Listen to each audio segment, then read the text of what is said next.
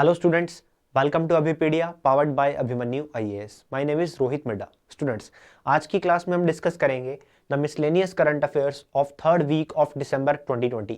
दिसंबर 2020 के 13 दिसंबर से लेके 19 दिसंबर तक के मिसलेनियस करंट अफेयर्स को आज की क्लास के अंदर हम डिस्कस करने वाले हैं. तो बेसिकली मिसलेनियस जीके के अंदर हम करंट अफेयर्स के किन किन टॉपिक्स की बात करते हैं. तो ये टॉपिक्स हमारे होते हैं important days, sports, awards, states update, उसके बाद indexes, reports, person in news that is appointments and obituaries and books and authors. तो ये कुछ इंपॉर्टेंट टॉपिक्स हैं जिनकी हम बात करते हैं मिसलेनियस जीके के अंदर. तो चलिए क्लास को स्टार्ट करते हैं. डेज के साथ स्टार्ट करेंगे. पहले डेज की बात करेंगे, फिर बुक्स एंड ऑथर्स की बात करेंगे, फिर आगे बढ़ते हैं. चलिए, तो सबसे पहले national energy conservation day. National energy conservation day ये कब होता है बच्चों? 14 दिसंबर को. 14 दिसंबर को भारतवर्ष में ऑर्गेनाइज किया जाता है एनर्जी कंजर्वेशन को लेके एक दिन, that is national energy conservation day, 14th of December. Basically ये दिन ऑर्गेनाइज किया जाता है एनर्जी कंजर्वेशन एक्ट के करके. एनर्जी कंजर्वेशन एक्ट की अगर मैं बात करूं तो एनर्जी कंजर्वेशन एक्ट आया था 2001 में. 2001 में ब्यूरो ऑफ एनर्जी एफिशिएंसी ने इसको लॉन्च किया था. और ये बॉडी ही है, ये एक कॉन्स्टिट्यूशनल बॉडी है, एक संवैधानिक संस्था है जो कि गवर्नमेंट ऑफ इंडिया के अंडर वर्क करती है और ये एनर्जी कंजर्वेशन एक्ट को लेके एग्जीक्यूशन करती है. ठीक है, ये एनर्जी कंजर्वेशन के लिए भारत के अंदर भारत सरकार के लिए पॉलिसीज और स्ट्रेटजीज बनाने का काम करती है ताकि एनर्जी का सेफ यूज किया जा सके और बेटर यूज किया जा सके. तो नेशनल एनर्जी कंजर्वेशन डे कब होता है? 14th ऑफ दिसंबर को. 14th ऑफ दिसंबर को. नेक्स्ट हमारे पास है international T day. International T day, चाय, टी मतलब चाय. अब चाय को लेके एक दिन ऑर्गेनाइज होता है, दैट इज 15 दिसंबर. 15 दिसंबर को एक दिन ऑर्गेनाइज करते हैं चाय को लेके, इंटरनेशनल टी डे. बट ये पूरी दुनिया में नहीं होता. ये जो चाय प्रोड्यूसिंग कंट्रीज है, टी प्रोड्यूसिंग कंट्रीज है, ये वही कंट्रीज करती हैं, that is Bharat, Bangladesh, Sri Lanka, Nepal, Vietnam, Indonesia, Kenya, Malaysia, Tanzania, Uganda, ये सब कंट्रीज मिलकर ऑर्गेनाइज करती है 15 दिसंबर को हर साल इंटरनेशनल टी डे. अब भारत के बारे में हमें पता है, India is the second largest T producing country in the world. And पहले पे कौन है? चाइना. ये भी हम जानते हैं, India is the second largest producer of T in the world and first पे आ जाता है चाइना. अब तो ये कंट्रीज 15 दिसंबर को इंटरनेशनल टी डे ऑर्गेनाइज करती है. But overall world wide United nation की तरफ से वर्ल्ड टी डे कब होता है, इंटरनेशनल टी डे कब होता है? तो यूएन की तरफ से जो इंटरनेशनल टी डे होता है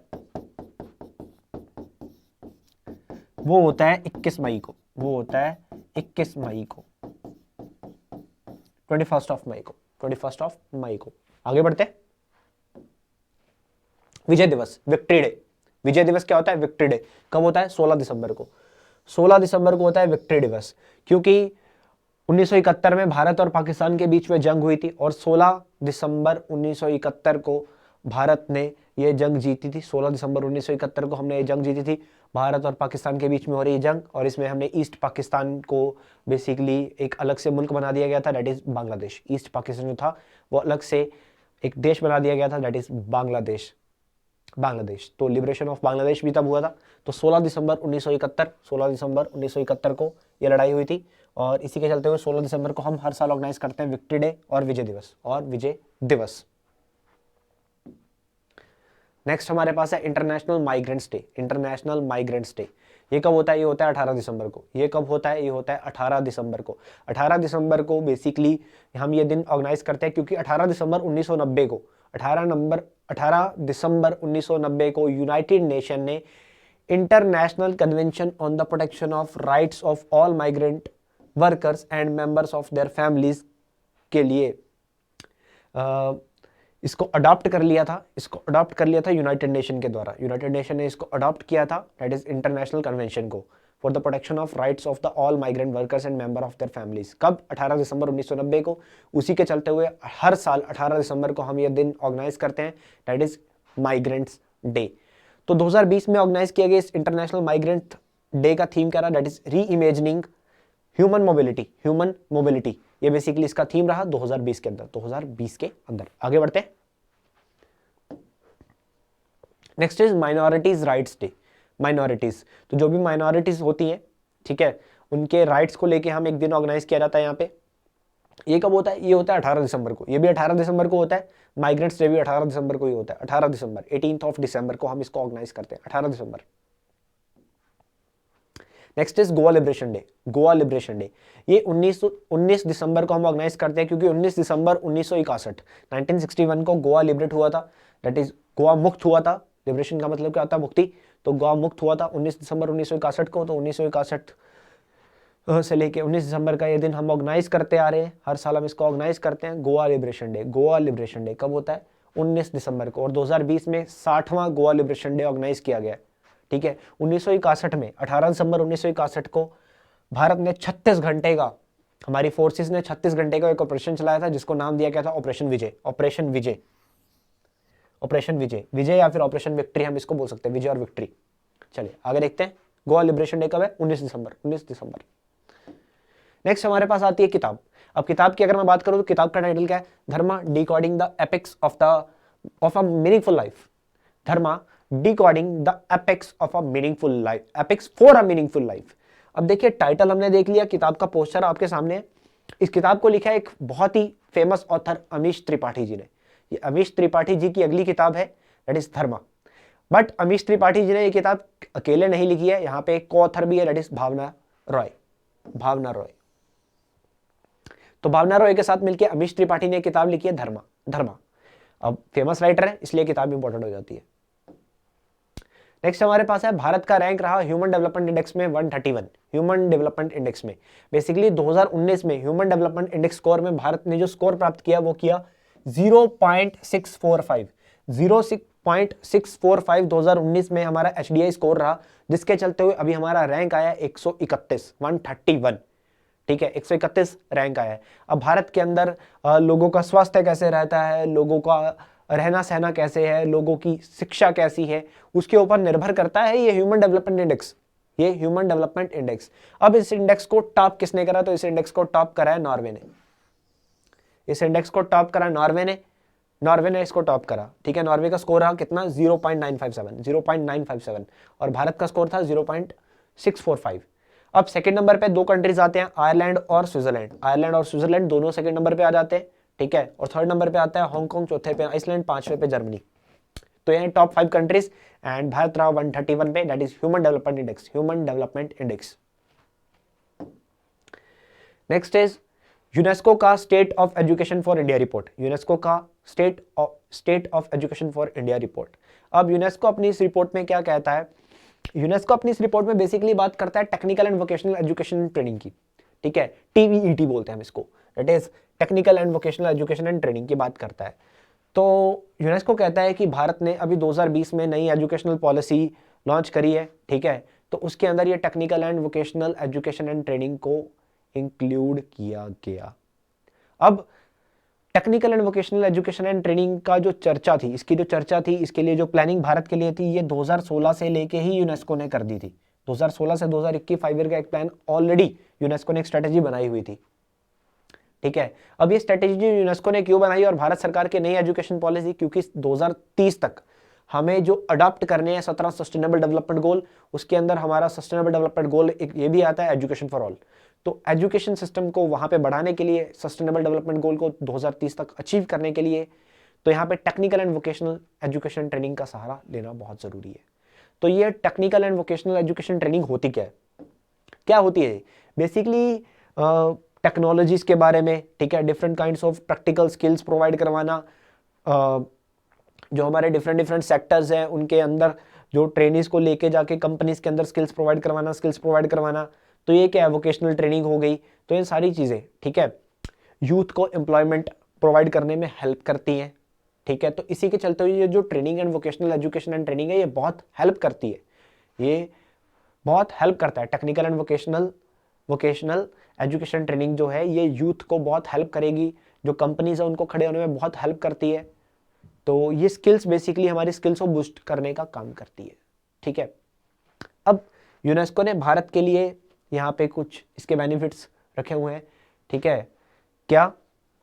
एक तो एक ऐसा इकोसिस्टम क्रिएट होगा जो कि ट्रेनर्स को, टीचर्स को यहाँ पे टेक्निकल स्किल्स गेन करने का मौका दे रहा है। उसके बाद स्किलिंग्स के ऊपर वर्क करना, ठीक है, रिसर्च सेक्टर को और बढ़ाना, आगे बढ़ाना, ठीक है, ताकि हमारा जो प्लानिंग और मॉनिटरिंग सेक्टर है वो आगे बढ़ सके, ठीक है। लोकल कम्युनिटीज को की हेल्प करना। तो ये सब बेसिकली आगे बढ़ाने के लिए technical and cultural education training का सहारा। ठीक है, तो उसके बेनिफिट्स यहाँ पे यूनेस्को ने भारत के लिए गिनाए कि भारत इनमें क्या कैसे आगे बढ़ सकता है। नेक्स्ट, उड़ीसा की सरकार ने लॉन्च किया परेश्रम पोर्टल। परेश्रम पोर्टल, ये परेश्रम पोर्टल क्या करता है? ये परेश्रम पोर्टल लोगों को जानकारी देता है डिफरेंट लेबर लॉज के बारे में। लेबर लॉज हुआ, ठीक है, उसके बाद जो हमारी इंडस्ट्रीज है उनकी सहायता करता है, जो ऑर्गेनाइजेशंस हैं, स्मॉल एंटरप्राइजेस हैं, छोटे बिजनेसमैन हैं, और जो आम लोग हैं, आम पब्लिक है, कमर्शियल ऑर्गेनाइजेशंस है, सबकी हेल्प करता है। किस लिए? एम्प्लॉयमेंट को लेके। अगर कोई उन्हें बिजनेस स्टार्ट करना है, कोई कंपनी खोलनी है, कोई डिज़ाइन प्लांट का बनवाना है, कोई कंपनी स्टार्ट करने का वो प्लान कर रहे हैं, ये सारी जानकारियां उनको यहाँ पे मिलेगी और इस पोर्टल के थ्रू वो यहाँ पे अप्लाई भी कर सकते हैं। लगभग 52 टाइप्स ऑफ सर्विसेज यहाँ पे प्रोवाइड की जाएगी, दैट इज परेश्रम पोर्टल। अब श्रम क्या होता है? श्रम, परे श्रम, श्रम मतलब मेहनत, तो इसलिए जो भी लोग यहाँ पे काम कर रहे हैं उनको सर्विसेज प्रोवाइड कराने का काम यहाँ पे कर रहे हैं। तो किस सरकार ने लॉन्च किया? उड़ीसा। उड़ीसा की सरकार ने इसको लॉन्च किया। उड़ीसा के मुख्यमंत्री नवीन पटनायक, कैपिटल है भुवनेश्वर। नेक्स्ट हमारे पास आता है महाराष्ट्र। महाराष्ट्र की सरकार ने लॉन्च किया unified development control rules. Real estate sector को और आगे लेके जाने के लिए उसके लिए कुछ डेवलपमेंट कंट्रोल रूल्स महाराष्ट्र की सरकार ने इंट्रोड्यूस कर दिए हैं, that is the unified development control and promotion regulations, इसको नाम दिया गया। ठीक है, बट ये जो नए रूल्स है ये महाराष्ट्र और उसके आसपास, महाराष्ट्र के अंदर मुंबई और उसके आसपास के कुछ इलाकों में एप्लीकेबल नहीं होते हैं। ठीक है, बढ़ते हुए पॉपुलेशन के साथ यहाँ पे बिल्डिंग्स को इस वे में बनाया जा सके ताकि वो इन्वायरमेंट को भी प्रोटेक्ट करे, इन्वायरमेंट को नुकसान ना पहुंचाए। ठीक है, और ये नए रूल्स की पालना हर म्यूनिसिपल कॉर्पोरेशंस यहाँ पे करती रहें और उसी के हिसाब से ही बिल्डिंग्स को सेंशन किया जाए। बट ये मुंबई और उसके आसपास के कुछ एरियाज में एप्लीकेबल नहीं होता। तो महाराष्ट्र की उद्धव ठाकरे सरकार ने इसको लॉन्च किया। Next, G7 summit. देखिए G7 समिट की अगर मैं बात करूं तो G7 एक 7 कंट्रीज का बनाया हुआ ग्रुप है। बेसिकली पहले इनिशियली 8 कंट्रीज थे, बट 2014 में रशिया जो था वो सेपरेट हो गया था, रशिया बाहर निकल गया था, तो 7 कंट्रीज ही बचती हैं। 7 कंट्रीज बेसिकली 1973 में जो ऑयल क्राइसिस आए थे उसके बाद दुनिया में पॉलिटिकल और इकोनॉमिक चर्चा के लिए, ठीक है, इकोनॉमिक और पॉलिटिकल अपने आप को बचाने के लिए, कुछ प्लान्स बनाने के लिए, चर्चा के लिए यहाँ पे 7-8 कंट्रीज ने मिलकर ग्रुप बनाया था। रशिया बाद में बाहर निकल गया और 7 कंट्रीज रहेगी जिसको हम बोलते हैं G7, ग्रुप ऑफ 7। तो G7 की हर साल समिट होती है। पहली समिट 1975 में हुई थी इसकी, और हर साल एक समिट ऑर्गेनाइज होती है। 2020 में इसकी समिट ऑर्गेनाइज नहीं की गई। क्यों नहीं की गई 2020 में? कोविड-19, अदरवाइज ये 2020 में यूएसए में होने वाली थी। अब अगली समिट जो होने वाली है ये होगी 2021 में। अगली समिट कहां पे होगी? 2021 में होगी। तो कहां होने वाली है? यूके के अंदर, यूनाइटेड किंगडम के अंदर। तो यूके के जो प्रधानमंत्री हैं बोरिस जॉनसन, इन्होंने भारत के प्रधानमंत्री नरेंद्र मोदी जी को इन्विटेशन भेजा है। बोरिस जॉनसन ने भारत के प्रधानमंत्री नरेंद्र मोदी जी को इन्विटेशन भेजा है G7 समिट में पार्टिसिपेट लेने के लिए 2021 में जो होगी। बट 2021 में कब होगी ये अभी अनाउंस नहीं किया गया। तो G7 समिट कब होने वाली है? G7 समिट 2021 में होने वाली है, बट कब ये नहीं पता। कौन से देश में होने वाली है? यूके में होने वाली है। होस्ट कंट्री का है यूके, और यूके ने भारत को भी इन्वाइट किया। India is not a member of G7, India G7 का मेंबर नहीं है, बट इंडिया को इन्वाइट किया गया। ठीक है, जो भी होस्ट कंट्री होता है वो हर साल 3 कंट्रीज को इन्वाइट कर सकता है। तो यूके ने साउथ कोरिया और ऑस्ट्रेलिया को पहले से इन्वाइट कर रखा है और भारत को भी इन्वाइट कर लिया। साउथ कोरिया और ऑस्ट्रेलिया को भी इन्वाइट कर रखा है, यानी कि 3 कंट्रीज इसने इन्वाइट कर लिए हैं। अब G7 के बारे में आपको बता चुका हूं, 1973 से ऑयल क्राइसिस से आगे निकल के आया। और ये 7 कंट्रीज कौन कौन सी हैं?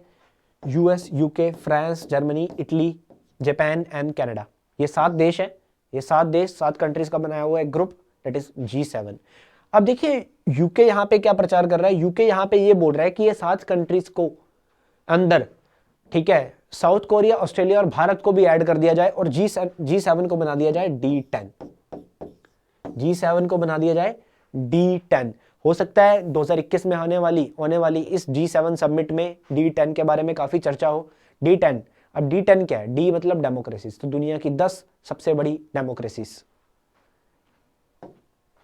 ठीक है, तो यूके कहता है कि G7 को बना दो D10। इंडिया, ऑस्ट्रेलिया और साउथ कोरिया को ऐड कर लो। इंडिया, ऑस्ट्रेलिया और साउथ कोरिया को ऐड कर लो। नेक्स्ट, फिक्की का 93rd, दैट इज फिक्की क्या है? Federation of Indian chambers of commerce and industry. तो इसका 93rd एनुअल जनरल मीटिंग यहाँ पे अभी हुआ, ठीक है। 11 दिसंबर से लेकर 14 दिसंबर तक इसको ऑर्गेनाइज किया गया था। भारत के प्रधानमंत्री ने खुद इसको इनोग्रेट करा। और 2020 में ऑर्गेनाइज किए गए इस annual general meeting of FICCI का थीम क्या रहा? That is inspired India. That is inspired India. Inspired India. Next is 9th sustainable mountain development summit. तो सस्टेनेबल माउंटेन डेवलपमेंट समिट अभी ऑर्गेनाइज की गई थी। दैट इज ऑन द 11 दिसंबर को international mountain day होता है, तब से लेके इसको 14 दिसंबर तक ऑर्गेनाइज किया गया देहरादून के अंदर, ठीक है। बाकी जगह पे वर्चुअली ऑर्गेनाइज किया गया। और 2020 में इसका थीम क्या रहा? That is emerging pathways for building a resilience post COVID mountain economy adaptation innovation and acceleration. तो बहुत बड़ा थीम हो जाता है शायद ये एग्जाम में, बट आपको ध्यान में रखना पड़ेगा। चलिए आगे बढ़ते हैं। नेक्स्ट इज पांचवी ग्लोबल टेक्नोलॉजी समिट, पांचवी एनुअल ग्लोबल टेक्नोलॉजी समिट। तो ग्लोबल टेक्नोलॉजी समिट अभी ऑर्गेनाइज की गई, ठीक है। इसका थीम क्या रहा? इसका थीम रहा the geopolitics of technology. The geopolitics of technology. देखिए ये जो ग्लोबल टेक्नोलॉजी समिट है ना, यहाँ पे कंसर्न पॉइंट ये आता है कि इसको ऑर्गेनाइज कौन करता है? तो इसको ऑर्गेनाइज करता है ministry of External affairs. Ministry of External affairs, हमारा जो फॉरेन अफेयर्स मिनिस्ट्री है, हमारा जो विदेश मंत्रालय है, वो ऑर्गेनाइज करता है। टेक्नोलॉजी मिनिस्ट्री इसको ऑर्गेनाइज नहीं करती है। तो मिनिस्ट्री ऑफ एक्सटर्नल अफेयर इस बार इसने कार्नेगी इंडिया के साथ मिलकर इसको ऑर्गेनाइज किया। हमारा जो एक्सटर्नल अफेयर मिनिस्ट्री है ये हर साल 4 समिट्स को ऑर्गेनाइज करता है। बाकी की 3 समिट्स या कॉन्फ्रेंस कौन सी है? एक तो रायसीना डायलॉग, दूसरा है जियो इकोनॉमिक डायलॉग एंड तीसरा है इंडियन ओशन कॉन्फ्रेंस, और चौथा भी अभी हमने पढ़ा that is Global Technology Summit. Global Technology Summit that is Ministry of External Affairs. आगे बढ़ते हैं। Next is Indian Ocean Rim Association का काउंसिल ऑफ मिनिस्टर्स का meeting. Indian Ocean Rim Association का काउंसिल ऑफ मिनिस्टर्स का meeting ये UAE that is United Arab Emirates में इसको ऑर्गेनाइज किया गया। यूनाइटेड अरब एमिरेट्स के जो foreign affairs and international cooperation के मिनिस्टर हैं, ठीक है, that is Sheikh Abdullah bin Zayed Al Nahyan, इन्होंने खुद इसको इनोग्रेट करा काउंसिल ऑफ मिनिस्टर्स की मीटिंग को, इंडियन ओशन रिम एसोसिएशन की। इंडियन ओशन रिम एसोसिएशन इसका जो हेडक्वार्टर है वो मॉरिशस में है। 22 देशों का बनाया हुआ एक ग्रुप है ये। तो इस बार इसका थीम क्या रहा? That is promoting a shared destiny and path to prosperity in the Indian Ocean. Indian Ocean. तो इंडियन ओशन रिम एसोसिएशन जैसे कि मैंने बताया इसका हेडक्वार्टर मॉरिशस में, मॉरिशस में का एबिन में, एंड 1987 से ये काम कर रहा है दुनिया भर में। 22 कंट्रीज इसके मेंबर है, 22 कंट्रीज, ठीक है। आप देख सकते हो 22 कंट्रीज यहाँ पे इसके मेंबर कंट्रीज है। Next is United Nation Environment Programme ने अपने 2020 के Champions of the earth award को अनाउंस कर दिया है। देखिए यूनाइटेड नेशन एनवायरनमेंट प्रोग्राम हर साल Champions of the earth award देता है, ठीक है। हर साल ये 5 कैटेगरी में अवार्ड देता है उन लोगों को जिन्होंने अर्थ की प्रोटेक्शन के लिए, अर्थ एनवायरनमेंट की प्रोटेक्शन के लिए कुछ काम किया हो। तो 2020 में अवार्ड 6 लोगों को मिला, बट 5 कैटेगरीज में मिला क्योंकि एक कैटेगरी में 2 अवार्ड दिए गए। अब देखते हैं किस किस को मिला। सबसे पहले पॉलिसी लीडरशिप में मिलता है ये अवार्ड, एंड इसमें मिला फ्रैंक बैनिमारामा को। ये कौन है? फिजी देश के प्रधानमंत्री है, ये फिजी देश के प्रधानमंत्री है। उसके बाद इंस्पिरेशन एंड एक्शन में 2 लोगों को मिला है। तो सबसे पहले ये कुबा स्वाडोगो, ये बुर्किना फासो देश के एक किसान हैं, इनको दिया गया। उसके बाद नेमोंटे नैनकुइमो, ये इक्वाडोर से हैं, एक ग्रीन कैंपेनर है, फीमेल ग्रीन कैंपेनर, इनको अवार्ड दिया गया। उसके बाद अगली कैटेगरी आती है साइंस एंड इनोवेशन की, साइंस एंड इनोवेशन की। इसमें एक जर्मन साइंटिस्ट है फैबियन लींडर्ट्स, इनको ये अवार्ड दिया गया। फैबियन लींडर्ट्स, इनको ये अवार्ड दिया गया। उसके बाद एंटरप्रेन्योर विजन के चलते हुए अवार्ड मिला माइंडी लबर को। माइंडी लबर को ये अवार्ड दिया गया। ये कौन है? ये एक अमेरिकन सोशल एंटरप्रेन्योर है, इनको अवार्ड दिया गया। उसके बाद लाइफ टाइम अचीवमेंट का अवार्ड, जो सबसे इंपॉर्टेंट लाइफ टाइम अचीवमेंट का अवार्ड मिला रॉबर्ट बुलार्ड को। रॉबर्ट बुलार्ड को ये एक अमेरिकन स्कॉलर है, इनको ये अवार्ड दिया गया। तो यूनाइटेड नेशन एनवायरनमेंट प्रोग्राम के 6 लोगों को मिला ये अवार्ड 5 कैटेगरीज के अंदर, that is champions of the earth award, champions of the earth award.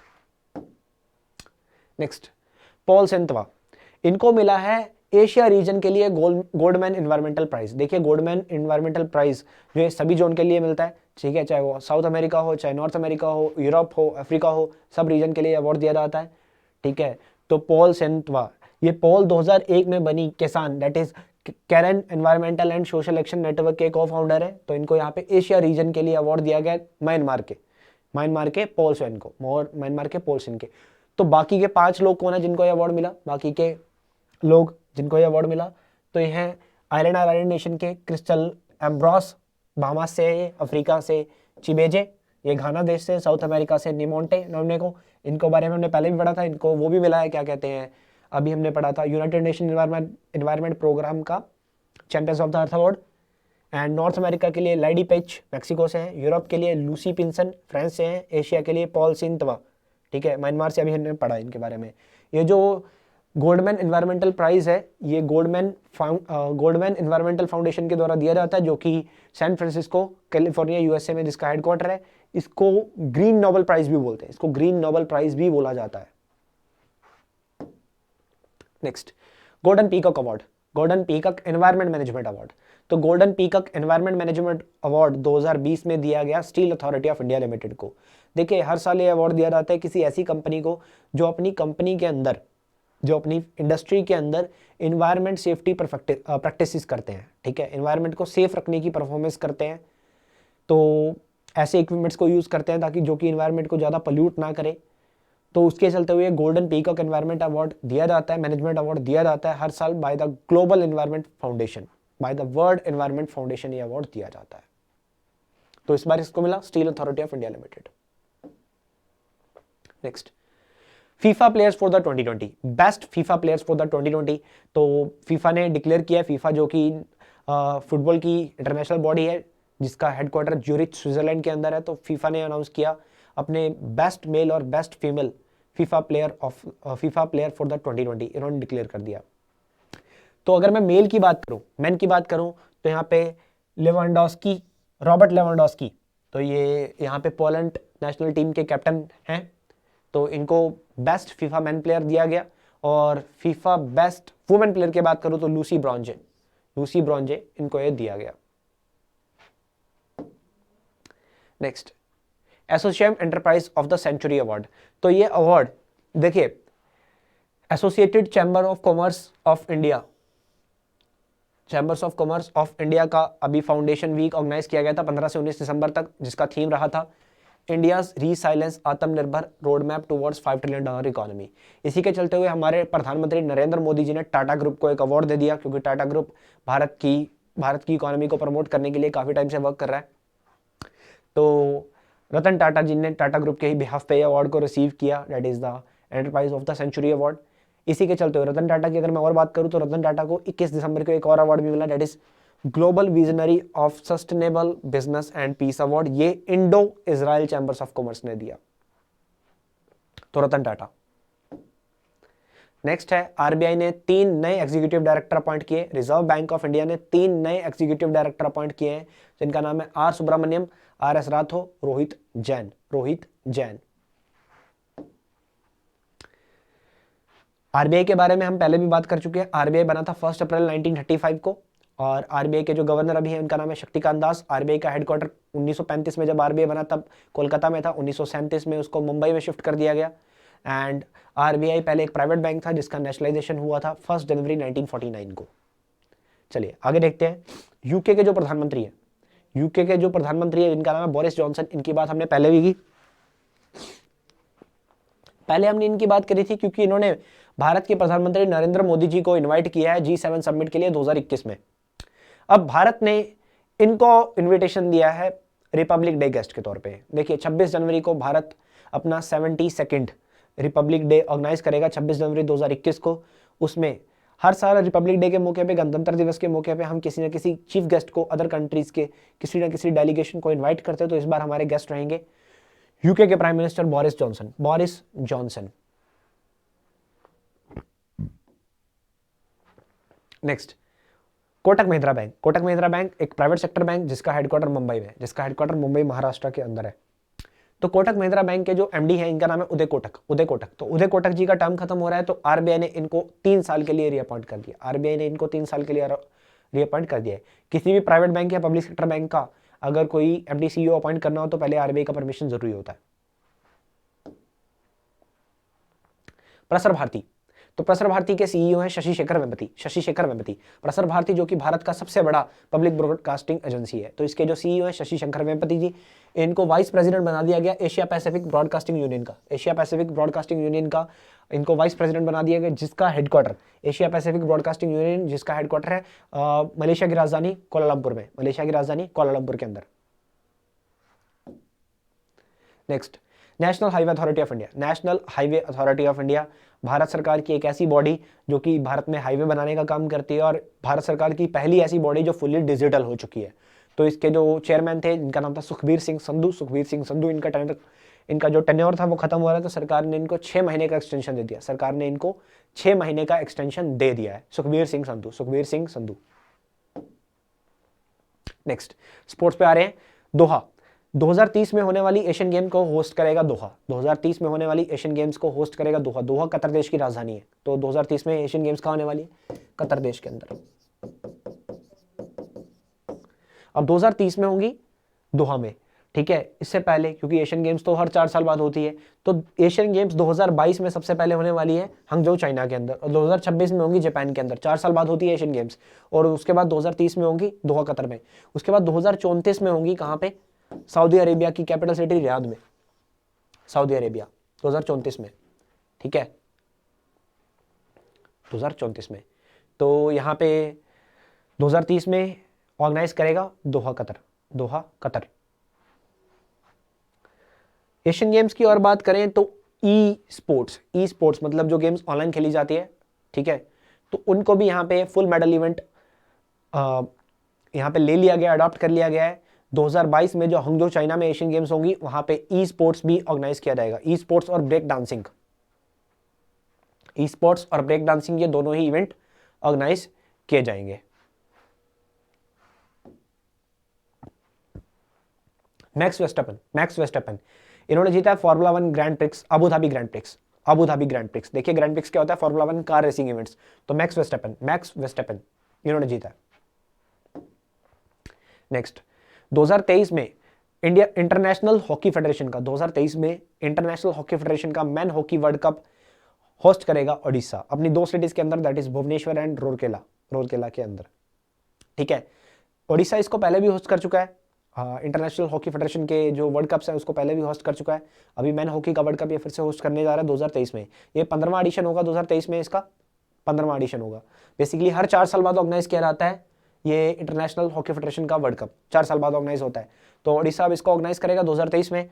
और कहाँ पे ऑर्गेनाइज होगा? कलिंगा स्टेडियम भुवनेश्वर में, और बीजू पटनायक हॉकी स्टेडियम रूरकेला में। ये 2 स्टेडियम यहाँ पे चूज किए गए। Next is world anti doping agency जो कि 1999 से दुनिया भर में काम कर रही है, जिसका हेडक्वार्टर है मॉन्ट्रियल कनाडा के अंदर। ये बेसिकली काम करती है कि जो स्पोर्ट्स हैं उसके अंदर ड्रग्स वगैरह का इस्तेमाल ना हो, डॉप फ्री स्पोर्ट्स, ठीक है, क्लीन स्पोर्ट्स। तो वर्ल्ड एंटी डोपिंग एजेंसी को $1 मिलियन दिया है भारत सरकार ने। भारत ने $1 मिलियन दिया है ताकि भारत के अंदर या दुनिया भर में जो डोपिंग है, ठीक है, उसको खत्म किया जाए, उसको साफ किया जाए। तो बेसिकली भारत ने जो अपने पड़ोसी राज्य हैं, जो मतलब आसपास के देश हैं, उनसे अच्छा पैसा दिया, उनसे सबसे ज़्यादा पैसा दिया है। बेसिकली ये सारे कंट्रीज मिलके यहाँ पे $10 मिलियन फंड देते हैं, ठीक है, $10 मिलियन ये फंड दे रहे हैं मिलके। और यहाँ पे $1 मिलियन सिर्फ भारत ने दे दिया। अब बढ़ते हैं ऑबचुरीज की तरफ। ऑबचुरी मतलब वो लोग जो दुनिया में नहीं रहे, तो सबसे पहले वेस्ट बंगाल के 5 टाइम MP राधिका रंजन प्रामाणिक, ये अब नहीं रहे। ये पहले CPI से चुनाव लड़ा, बाद में TMC में चले गए थे। उसके बाद एस्वाटिनी देश के प्रधानमंत्री एम्ब्रोस ग्लामिनी अब नहीं रहे, इनका कोविड-19 की वजह से देहांत हो गया। इसकी जो राजधानी है वो है मबाबने। बीजेपी के सीनियर लीडर और गोंडा के फॉर्मर MP सत्यादेव सिंह अब नहीं रहे, इनका देहांत हो गया। भारत के पहले हिंद केसरी रेसलर श्रीपति खंचानाले 1959 में इनको हिंद केसरी खिताब से नवाजा गया था, ये अब नहीं रहे, इनका देहांत हो गया। नेक्स्ट है मराठी म्यूजिक कंपोजर नरेंद्र भिड़े साहब अब नहीं रहे, इनका देहांत हो गया, अब ये नहीं रहे। उसके बाद Sanskrit scholar that is Vidyavachaspati Govindacharya, ये अब नहीं रहे, इनका देहांत हो गया। उसके बाद एरोस्पेस साइंटिस्ट श्री रोडम नारासिम्हा, ये अब नहीं रहे, इनका भी देहांत हो गया, एक फेमस साइंटिस्ट थे। उसके बाद इंडियन नेवी के senior most submariner that is vice admiral Shrikant, ये अब नहीं रहे। नेक्स्ट है इटली के famous football world cup legend that is Paolo Rossi, Paolo Rossi ये अब नहीं रहे, पालो रॉसी अब नहीं रहे। उसके बाद यूएस पायलट चक ईजर, चक ईजर ये पहले ऐसे पर्सन थे दैट इज जो कि साउंड ऑफ स्पीड से ज्यादा फास्ट उड़ते थे, ठीक है, first man to fly faster than the speed of sound, ये अब नहीं रहे, ये अब नहीं रहे। ऑस्ट्रेलिया के former test cricketer that is Eric Freeman, Eric Freeman ये अब नहीं रहे, इनका देहांत हो गया, ये अब नहीं रहे, इनका देहांत हो गया, ही पास्ड अवे। तो ये थे बच्चों कुछ फेमस ऑबिचुरीज एंड हमने डिस्कस किया the miscellaneous current affairs of third week of December 2020, 13 दिसंबर से लेके 19 दिसंबर तक के हमने मिसलेनियस करंट अफेयर्स को डिस्कस किया है क्लास के अंदर। अगर आपको कोई भी डाउट आता है you can write in the comment section, आप कमेंट सेक्शन में लिख सकते हो, ठीक है, अगर कोई भी डाउट निकल के आता है तो। चलिए क्लास को यहीं समाप्त करते हैं। It's all for today, thank you so much.